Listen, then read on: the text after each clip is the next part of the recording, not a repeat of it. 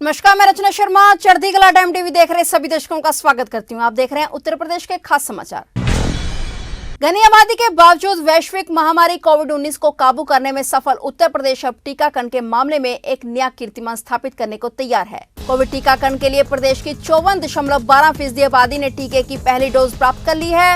अब तक 8 करोड़ 14 लाख लोगों को टीके की पहली डोज लगाई जा चुकी है और इसी प्रकार 1 करोड़ 82 लाख लोगों ने टीके की दोनों खुराक ले ली है।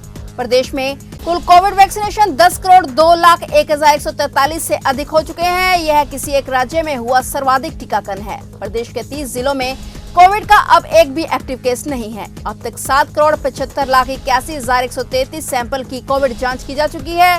यह देश के किसी एक राज्य में हुई सर्वाधिक टेस्टिंग है। औसतन हर दिन 2.25 लाख से 2.5 लाख तक टेस्ट हो रहे हैं, जबकि पॉजिटिविटी दर 0.01 और फीसदी से भी कम हो गई है और रिकवरी दर 98.7% हो गई है। पिछले 24 घंटे में हुई 2,15,209 सैंपल की टेस्टिंग में 14 नए मरीजों की पुष्टि हुई और इसी अवधि में 26 मरीज स्वास्थ्य होकर डिस्चार्ज हुए। प्रदेश में अब तक 16,86,694 लोग कोरोना संक्रमण से मुक्त होकर स्वस्थ हो चुके हैं। वर्तमान में 170 कोरोना संक्रमितों का उपचार हो रहा है। वहीं इस उपलब्धि के लिए उत्तर प्रदेश के मुख्यमंत्री योगी आदित्यनाथ ने ट्वीट कर सभी प्रदेशवासियों को बधाई दी और कहा कि आदरणीय प्रधानमंत्री नरेंद्र मोदी जी के मार्गदर्शन व यूपी सरकार के अथक प्रयासों का सुफल है कि प्रदेश में 10 करोड़ से अधिक कोविड टीके का सुरक्षा कवच प्रदान किया जा चुका है। यह उपलब्धि प्रतिबद्ध स्वास्थ्य कर्मियों व अनुशासित नागरिकों को समर्पित है। सीएम ने लोगों से वैक्सीन की दोनों डोज अवश्य लगवाने की अपील की। पंडित ईश्वर चंद्र विद्यासागर की जयंती के अवसर पर भाजपा के प्रदेश मुख्यालयों में विद्यासागर जी की तस्वीर पर माल्यार्पण कर उनके प्रति असीम श्रद्धा व्यक्त की गई। वहीं इस मौके पर उत्तर प्रदेश के मुख्यमंत्री योगी आदित्यनाथ ने भी महान स्वतंत्रता संग्राम सेनानी को श्रद्धांजलि दी। सीएम योगी ने कहा कि महान स्वतंत्रता संग्राम सेनानी, प्रतिबद्ध समाज सुधारक, सामाजिक पुनर्जागरण के अग्रदूत, अद्भुत शिक्षाविद व मातृशक्ति के उत्थान हेतु आजीवन समर्पित रहे ईश्वर चंद्र विद्यासागर को उनकी जयंती पर कोटिश नमन। समरस व प्रगतिशील समाज के निर्माण हेतु आपके योगदान को सदैव याद किया जाएगा। बता दें कि पंडित विद्यासागर का जन्म 26 सितंबर 1820 को मेदिनीपुर में एक निर्धन ब्राह्मण परिवार में हुआ था। वह स्वतंत्रता सेनानी भी थे। ईश्वर चंद्र को गरीबों और दलितों का संरक्षक भी माना जाता था। उन्होंने नारी शिक्षा व विधवा विवाह कानून के लिए आवाज उठाई और अपने कार्यों के लिए समाज सुधारक के तौर पर पहचाने जाने लगे। मुख्यमंत्री योगी आदित्यनाथ से सिंगापुर के उच्चायुक्त साइमन वोंग वू क्वेन ने शिष्टाचार भेंट की है। इस अवसर पर सिंगापुर और भारत, विशेष रूप से उत्तर प्रदेश के बीच संबंधों को और प्रगाढ़ करने के मुद्दे पर विचार विमर्श किया गया। इस दौरान मुख्यमंत्री ने सिंगापुर के उच्चायुक्त से कहा कि उत्तर प्रदेश में व्यापार, उद्यम स्थापना और पूंजी निवेश की अपार संभावनाएं हैं। लखनऊ, वाराणसी तथा कुशीनगर में अंतर्राष्ट्रीय स्तर के हवाई अड्डे हैं। नोएडा और अयोध्या में बन रहे हवाई अड्डों को मिलाकर प्रदेश में 5 अंतर्राष्ट्रीय हवाई अड्डे हो जाएंगे। इन सबके दृष्टिगत सिंगापुर और उत्तर प्रदेश परस्पर कई क्षेत्रों में कार्य कर सकते हैं। प्रदेश में पूंजी निवेश, वाणिज्य और व्यापार हेतु सिंगापुर के लिए कई संभावनाएं हैं। वहीं सिंगापुर के उच्चायुक्त साइमन वोंग वी क्वेन ने कहा है कि सिंगापुर उत्तर प्रदेश के विकास में सहभागी बनना चाहता है। रक्षा औद्योगिक गलियारे में सिंगापुर की कंपनियों के लिए निवेश के लिए अच्छे आसार हैं। कौशल विकास के क्षेत्र में भी सिंगापुर उत्तर प्रदेश को सहयोग प्रदान कर सकता है। उन्होंने कहा कि सिंगापुर विमान सेवा का अंतर्राष्ट्रीय केंद्र है और जिसका लाभ उठाकर प्रदेश में आने वाले विदेशी पर्यटकों की संख्या में उल्लेखनीय वृद्धि की जा सकती है। उत्तर प्रदेश सरकार के ड्रीम प्रोजेक्ट जेवर इंटरनेशनल एयरपोर्ट को एक के बाद एक बड़ी सौगातें मिल रही हैं। इस बीच यूपी के अपर मुख्य सचिव चिकित्सा अमित मोहन प्रसाद ने सेक्टर 22E में सुपर स्पेशलिटी हॉस्पिटल और ट्रॉमा सेंटर बनाने के लिए स्थानीय निरीक्षण किया, जबकि 6 एकड़ जमीन पर बनने वाले मल्टी स्टोरी हॉस्पिटल की तैयारियां अब तेज कर दी गई हैं। बता दें कि जेवर में इंटरनेशनल एयरपोर्ट बनाया जा रहा है, जिसको लेकर इस एरिया में अभी तक कोई भी मल्टी स्पेशलिटी हॉस्पिटल और ट्रॉमा सेंटर नहीं था, जबकि लंबे समय से इस एरिया में विश्व स्तरीय सुविधा वाले हॉस्पिटल की मांग की जा रही थी। मल्टी स्पेशलिटी हॉस्पिटल और ट्रॉमा सेंटर की मांग को लेकर जेवर से भाजपा विधायक धीरेन्द्र सिंह ने योगी सरकार को पत्र लिखा था।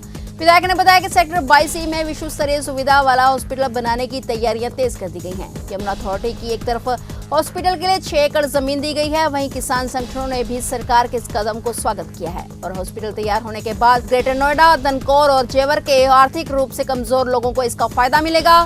साथ ही यमुना एक्सप्रेसवे के किनारे होने की वजह से भी यह हॉस्पिटल काफी अहम होगा, क्योंकि यह ट्रॉमा सेंटर न होने की वजह से सड़क हादसे के शिकार होने वाले लोगों को जान से भी हाथ धोना पड़ता है।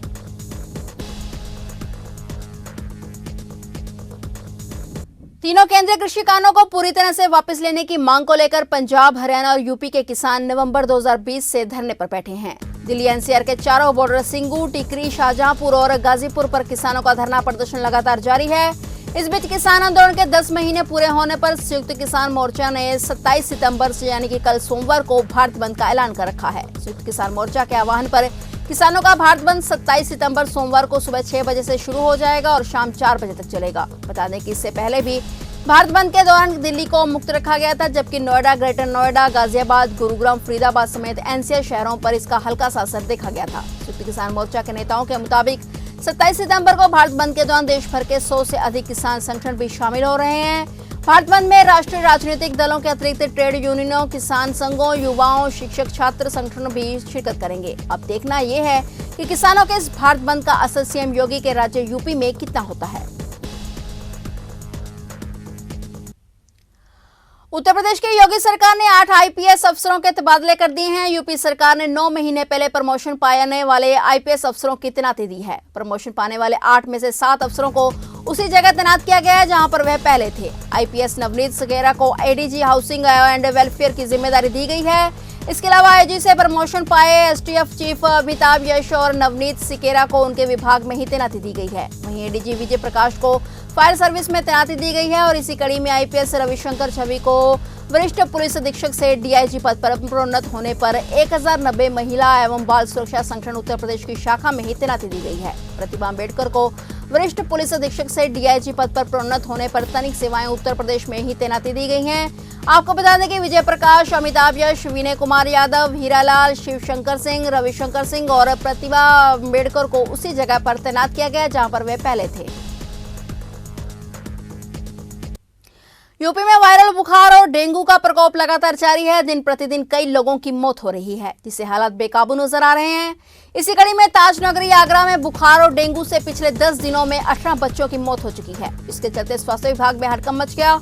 इसमें पिनाहट में सबसे ज्यादा 8, आगरा के टेढ़ी बगिया, बरहन, फतेहपुर सीकरी और बाह में 4 बच्चों ने दम तोड़ दिया। आगरा के झरनापुरा गांव की रेशमा ने 27 दिन पहले बेटे को जन्म दिया था। 2 दिन पहले ही घर में नामकरण कार्यक्रम आयोजित कर खुशियां मनाई गई थी, लेकिन तेज बुखार के कारण मासूम की हालत गंभीर हो गई। रेशमा अपने मासूम बच्चे को लेकर निजी चिकित्सक के यहाँ पहुंची।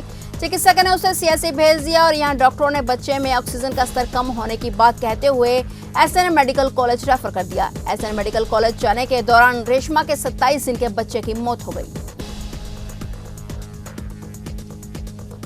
बिजनौर समेत यूपी के 22 जिलों में पैदा होते ही नवजात शिशु को आधार से लिंक कर पंजीकरण किया जाएगा। हरियाणा राज्य की तर्ज पर उत्तर प्रदेश सरकार ने चरणबद्ध तरीके से आधारबद्ध पंजीकरण व्यवस्था को राज्य में लागू करने का निर्णय लिया है। मुख्य रजिस्ट्रार जन्म मृत्यु महानिदेशक चिकित्सा और स्वास्थ्य सेवाएं लखनऊ की ओर से बिजनौर समेत 22 जिलों के अपर जिला रजिस्ट्रार सीएमओ को इस बारे में 21 सितंबर को निर्देश जारी किए गए थे और पत्र के अनुसार चरणबद्ध तरीके से आधारबद्ध पंजीकरण व्यवस्था उत्तर प्रदेश में लागू की जा रही है। पहले चरण में ये लखनऊ के 26 राजकीय चिकित्सा संस्थानों में लागू की गई। द्वितीय चरण में 8 आकांक्षी जनपदों में योजना लागू करने की कार्रवाई प्रक्रियाधीन है और तीसरे चरण में बिजनौर, मुरादाबाद, रामपुर, अमरोहा व संभल समेत 22 जनपदों में आधारबद्ध जन्म पंजीकरण कार्यक्रम लागू करने का निर्णय लिया गया है। निर्देशित किया गया है कि अपने जनपद के ऐसे सभी मुख्य राजकीय चिकित्सा संस्थानों को चिन्हित करें जहां पर जन्म की घटनाएं अधिक होती हैं। चिन्हित संस्थाओं से एक डाटा एंट्री ऑपरेटर चयनित कर निर्धारित प्रारूप पर 3 दिन के भीतर सूचना मांगी गई है। चयनित डाटा एंट्री ऑपरेटर को